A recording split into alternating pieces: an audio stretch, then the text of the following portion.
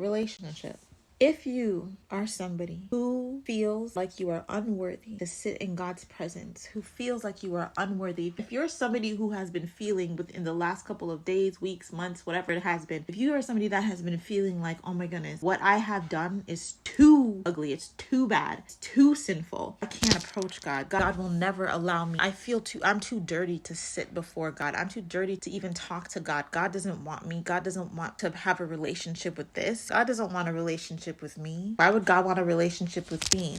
I'm so far from him. Or for a lot of people, I've fallen so far away from him. I've fallen too far away, so far away from God. I don't know if I'm going to be able to get back to the way it was. I don't know if me and God are going to be able to get back to the way we were, to where we were. I don't know if I'm going to be able to get back to where I was with God. A lot of you have been saying that, and God is saying right now, he's saying, if you go and sit before him, he's calling on you. He's saying he's your father, just like a loving parent, just like the prodigal son loves you unconditionally. When they look at you, they don't see what you've done. They don't see who you were. They see who you will be and who you are. Who are you? A son or daughter of God. And who you will be is somebody that he will use mightily and amazingly in the earth, that is so full of purpose and potential, even though your circumstances or people around you are making you feel like you're not. That's not true.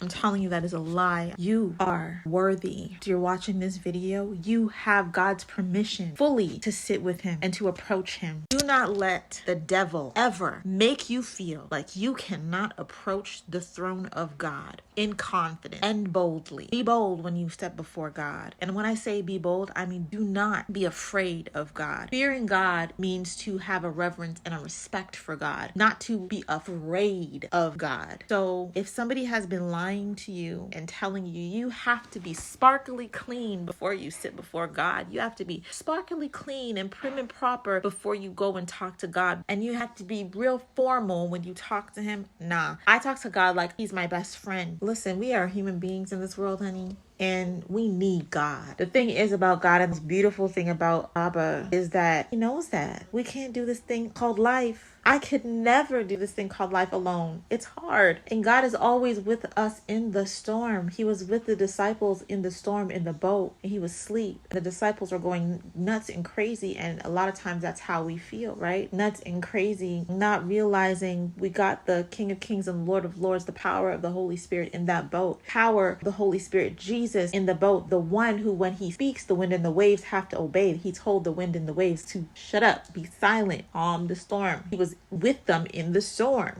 God is with you always. He's even been with you during those times and those moments where you feel like insignificant. And why would God want to talk to little old me? Why would he want to spend time with me after all that I've done? Even in those times, he's still with you. And he's listening when you talk. And the beautiful thing is he talks back. Yes, he does.